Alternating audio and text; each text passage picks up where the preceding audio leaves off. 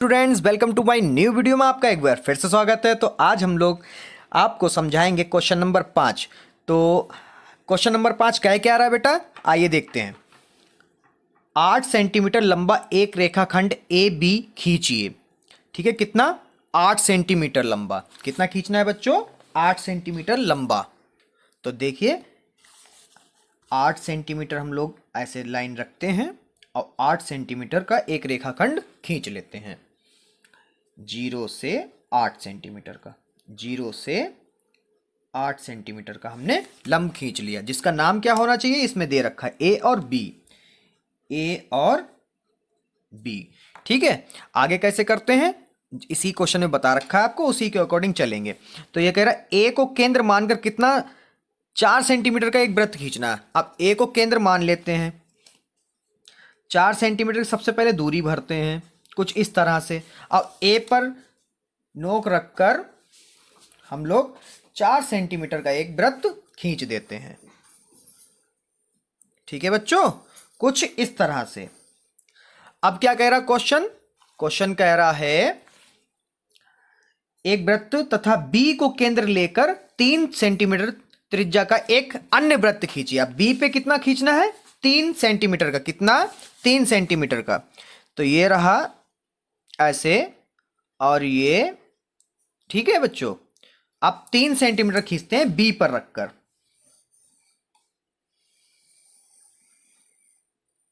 ये कितने का है बच्चों? 3 सेंटीमीटर का। ठीक है, अब प्रत्येक वृत्त पर दूसरे वृत्त के केंद्र से स्पर्श रेखाओं की रचना कीजिए। ठीक है, तो इस पे हम लोग क्या करते हैं? हम लोग बी से आधे से ज्यादा दूरी ले लेते हैं। क्यों? क्योंकि इसको समद्विभाजित, इस रेखाखंड को समद्विभाजित करना, बराबर बराबर बांटना है। तो अब ऐसे एक चाप लगाइए, एक ऐसे लगाइए। अब ए बिंदु पर एक ऐसे और एक ऐसे, बीच में एक रेखा खींचिए। ठीक है बच्चों, एक लंब डालिए जो कुछ इस तरह से डलेगा आपका। ठीक है, अब इसको नाम दे देते हैं हम लोग M। ठीक है, जहां पे ये प्रतिच्छेद करा इसको दे दिया M।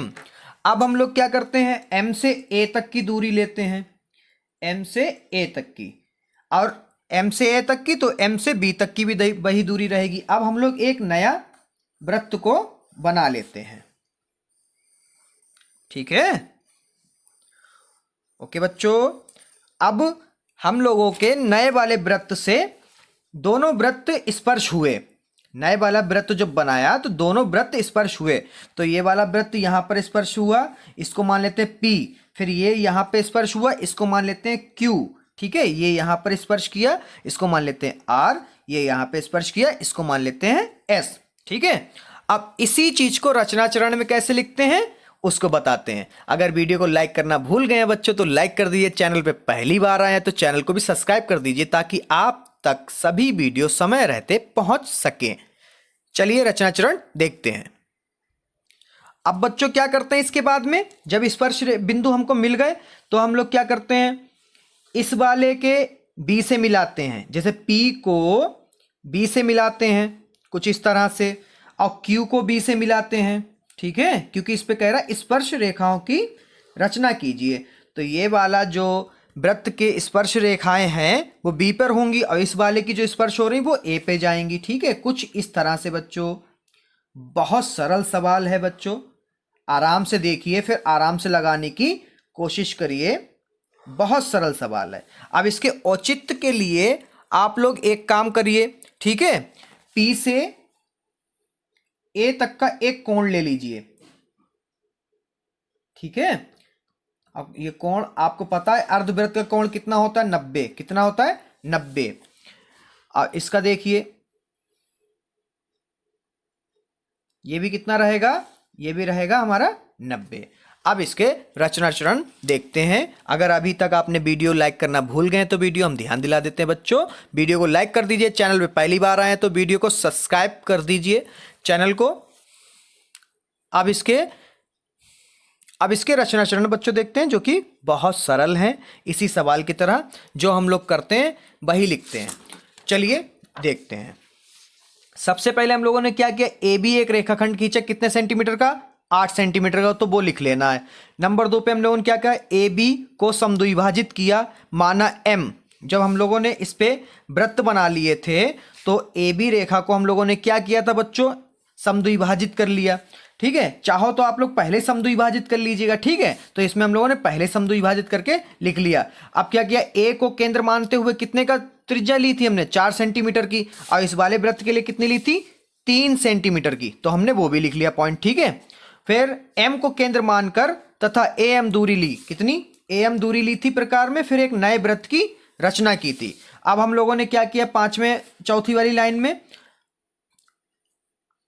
पांचवी वाली लाइन में ए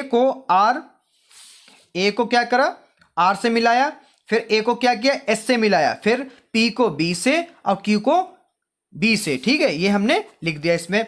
उसके बाद में औचित्य के लिए हमने आपसे कहा था, ये मान लीजिए ए पी बी कितना है, 90, अतः पी बी एक स्पर्श रेखा है। जब पी बी एक स्पर्श रेखा है तो बच्चों हमारी कौन कौन सी स्पर्श रेखा हो जाएंगी, पी बी जब एक स्पर्श रेखा है, comma Q B, comma A R तथा ए एस भी एक स्पर्श रेखा होगी। ठीक है बच्चों, कुछ इस तरह से इसकी रचना चरण बनेंगे।